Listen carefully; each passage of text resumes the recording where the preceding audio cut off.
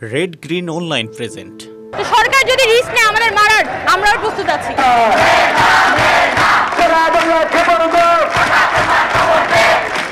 সরকার যদি অপেক্ষা করে যে রক্তপাত ঘটানোর পরে আমাদের দাবি মেনে নিবে, সেক্ষেত্রে তো আমাদের কিছু করার নেই। আমরা তো দেখলেনি, আমরা শান্তিপূর্ণভাবে আমাদের সমাবেশ করছি। এখন সেই ক্ষেত্রে যদি সরকারিভাবে আমাদের উপরে কোনো ধরনের হামলা না হয়, তাহলে তো রক্তপাত হওয়ার কোনো প্রশ্নই ওঠে না। তো আশা করতেছি বিনা রক্তপাতেই সরকার আমাদের দাবি মেনে নিবে। ভীত হলে আপনি আমাদেরকে রাজপথে পেতেন না, আমরা নিশ্চয় ঘরেই বসে থাকতাম।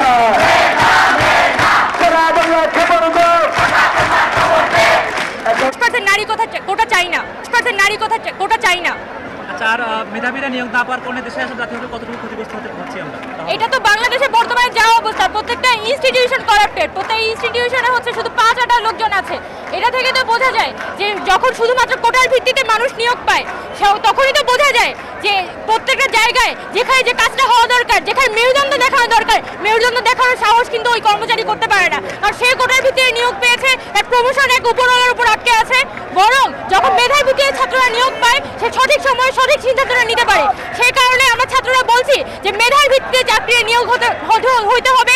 সেটার মাধ্যমে এই বাংলাদেশটাকে আমরা নতুন করে গড়ে তুলতে পারবো। ধন্যবাদ। মেধা না থাকলে দেশের কি ক্ষতি হচ্ছে, কি হবে? এটাই আমরা বললাম যে মেধা না থাকলে কি হবে। মেধাবীরা যদি চাকরিদের সামনে না আসে, তাহলে দেখা যায় যে বাংলাদেশের প্রত্যেকটা ইনস্টিটিউশন কিন্তু বর্তমানে ফেল করছে। আমাদের প্রাথমিক বিদ্যালয়গুলোর অবস্থা দেখুন, প্রাথমিক বিদ্যালয়ের প্রায় 96% কোটা।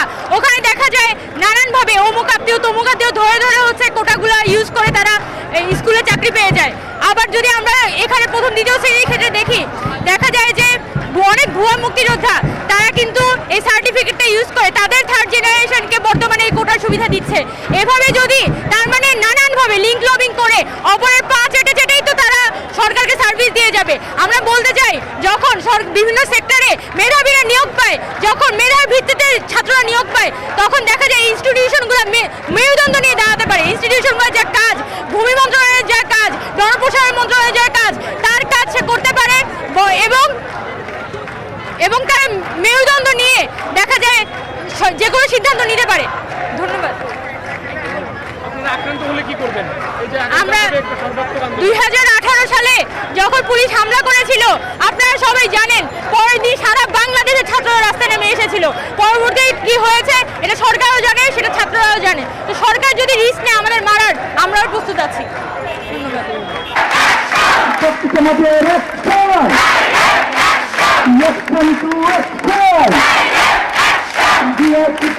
এই বিশেষ প্রতিবেদনটি যদি আপনাদের ভালো লেগে থাকে অথবা উপকৃত হন, তাহলে অবশ্যই এই চ্যানেলটি সাবস্ক্রাইব করুন এবং লাইক, কমেন্ট ও শেয়ার করে রেড গ্রিন অনলাইনের সাথেই থাকুন। Thanks to everyone. Red green online.